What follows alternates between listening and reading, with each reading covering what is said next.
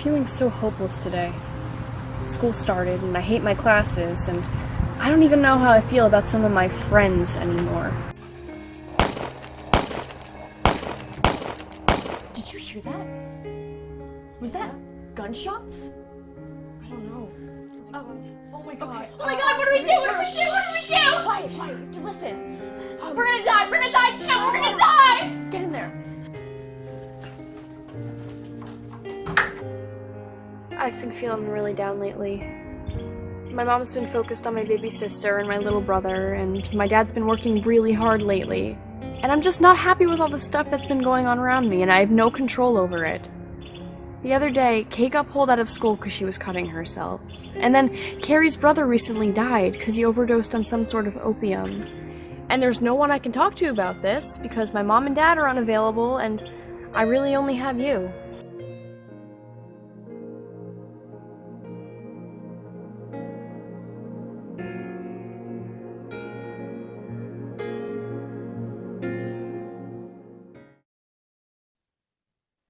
Welcome to Resilience and Self-Esteem. I'm Dr. Barbara Becker Holstein, positive psychologist, playwright, author. I guess I'll stop. You got enough of me because tonight is all about Jody Sharpe. She is the most amazing woman in the fields of telling stories, writing books, all sorts of things. Let me just tell you a bit.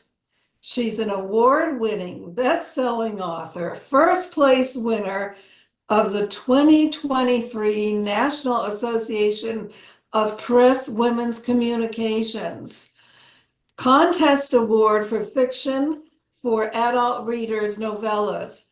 Isn't that amazing? I can't believe it. Okay, it's great.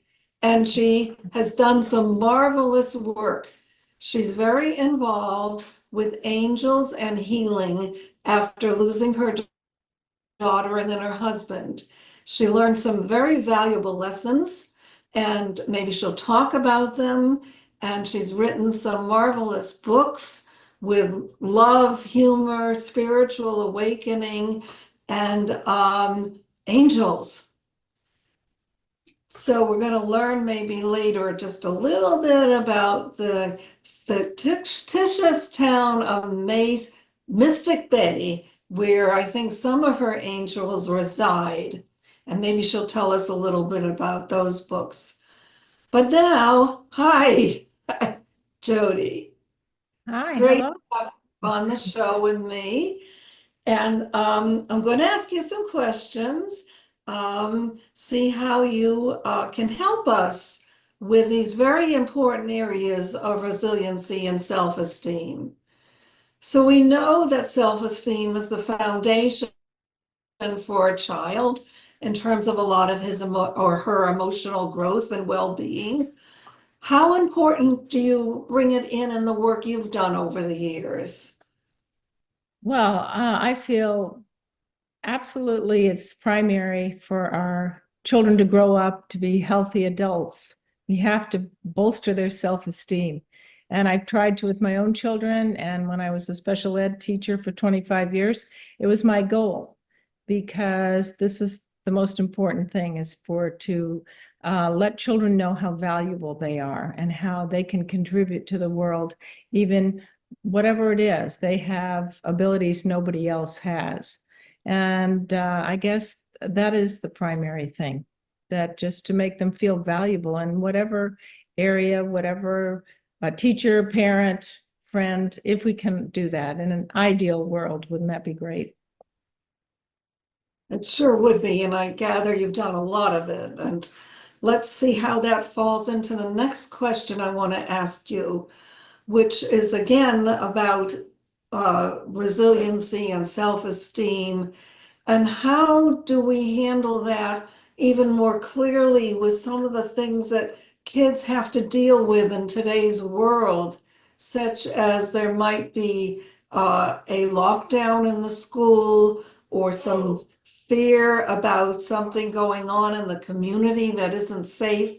How can you help with these things for children? Well, I thought a lot about that question. And then to me, it would be a good idea just to keep it as a idea of safety and not to try to alarm the children. Of course, that's hard to do with lockdowns and Mhm. whatever is going on. But if the child knows that the parents have to be aware of their own safety, that this is part of life, and to make it sort of a unit of parents, teachers, children getting together to make sure everybody's safe. That's what I was thinking, instead of scaring the children. Of course, they might already be scared, but talking, communication is like key, and just talking things out. And I always have with my children, and when I was a teacher. And I just think it's primary when you're trying to have a path for children that's going to be successful as far as self-esteem, self-awareness, and being kind to others. I think that's Yes, yes. And I think what you're saying brought to mind again something I mentioned to you informally when we were talking, and that is that I think it can really help children to have like a space in the classroom or even your home where you put up recognition of their good deeds or the things they've done to be helpful. If they can really see that you care enough that you're posting it, and maybe you send it to grandma, you take a picture, you send it, means a lot to a kid. Oh, I love that idea. Yeah, we have the kindness jar that my grandchildren do, and they want a kitty. I think I mentioned that to you before. Yeah, And can't have a kitty till the marble jar is full. And right now it doesn't have too many marbles in it, but no, to make them accountable for their behavior and being kind to others and doing something kind. yeah, It's a very different time than when I was a child. And so we're bombarded with media and the bullying, which you and I talked about before. The right, bullying is right. very worrisome, and being kind and learning how to handle certain situations is really so important for the kids. Yeah, yeah. So you may have answered some of this, but let me just flow into what I had written down, which what are some healthy coping strategies you think might help children manage their anxiety and uncertainty? And you may have just kind of said the whole thing, but I'll still leave it open. No, because when the children come home from school, the parents or even the teachers can talk to children about their days. How's your day going? What did anything go well that you want to talk about, or about how about something that didn't go well or that you're concerned about, you're worried about? And I think that's important. In my family, nobody ever talked about issues. I mean, this is long ago, but I think that I think that is important. I try to be very upfront with my own children who are adults now about their feelings and what's going on in their life, and the grandchildren. And it's the same thing with communication. And Absolutely. bullying is a huge, huge problem today. My son was reminiscing with me. He's certainly an adult now, but some of the bullying, and it was not disastrous, but the bullying existed when he was in many of the grades in public school. And the things he was telling me, I never knew. He never told me. He dealt with them himself. They weren't awful, and so be it. But you have to stay so alert because not always are they just a little punch or a kick or, one of those things that you don't need to tell mother and father.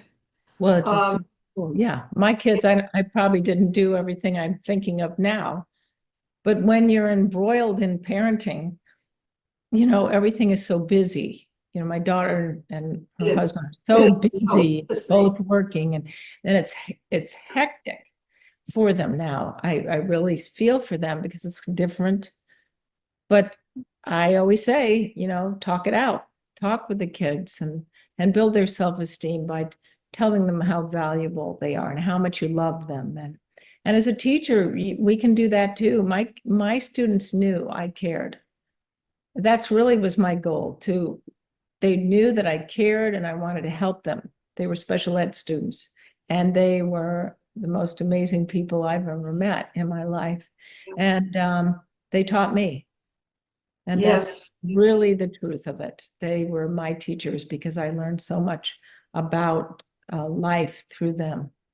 And so that's what talking and being kind, these are very meaningful things to me. That's how I now in this part of my life, I'm trying to really get good at it. So I guess you'd say better and better. yes, I think I am too. You know, you make a good point. And it reminds me of one thing that happened with my daughter when she was very young that taught me a really big lesson. I was cleaning up the kitchen and I guess I got a little obsessive about washing the dishes. And she came over and she put her arms around one of my legs. Fortunately, I didn't fall over. And she said, Mommy, don't do the dishes when I'm loving. And it always stuck with me, like be careful how you take your time and divide it. Oh, So, that's really something. yeah, Parents should hear that because I had that with my late daughter. She dropped the orange juice on the floor. And I said, Kate, I don't know what I said to her. And she said, oh, at Shauna's house, her mom just says, let's pick it up. Don't worry about it. I thought, oh my gosh, I yes, yes, no, yeah, so I think all parents, when they're really tuned in, like we are, know when they've kind of made a blunder. And yes, that's part of life, right? We all make mistakes. yes. What about social media? Uh, it hasn't, even they're showing, a lot of research that it has impact on children and it's not always good impact. Do you have any thoughts on social media? Yeah, well, I've heard through certain people that they're hoping children don't get on social media until they're 13, but you know how vulnerable you are. And I remember a bully in my high school, and it's devastating. And it's devastating to have kids be cruel, and this kind of makes it even larger than like when Yes. before there were cell phones and Yeah. everything that somebody said something about. So I don't know. I think it should be monitored and it talked about. Parents should monitor how the kids are talking on the phone, who they're talking with. And that would be the great sitting around talking about that because kids can be cruel just as adults can be cruel. And it's devastating to your being, to your heart. And just, I always tell my kids, be glad who you are. You're good adults, you have good intentions, you try to help people. That's the best those are the best qualities. Not putting somebody down for being different or for having a different view about something. And so I just think adults, all of us need to, if we can, use that method of communicating, and it's all about communication and love and kindness and not being that bully. And I think if parents make a somewhat stronger effort to make sure they've put their cell phones away during any meal time, breakfast, lunch, dinner, snack, if they show the kids that they don't need the phone with them when where there's a family basket where everyone puts their phones, I think it can help too because kids do mimic their parents in many Right. ways you That's know, a good idea. you know. Yeah, I'm going to Well, share that idea. yeah, yeah. Um, Here is a fun question. I have two more questions. One, I think they're both fun. If you became a millionaire overnight, what would you do to make conditions better, even worldwide, if you could? Well, I would love for the children of the world and everyone to have food and learn be educated, and in an ideal world, learn all about farming. And to me, I don't understand why all the billionaires of the world can't get together and start some kind of program. And as I mentioned before one time to you, that, that song came to mind with that question, like, we are the world, that wonderful 80s, Yes, beautiful, yes. beautiful song was, and it's really true. We all are, I love this. We all are made of stardust. Oh, We yeah. all are here.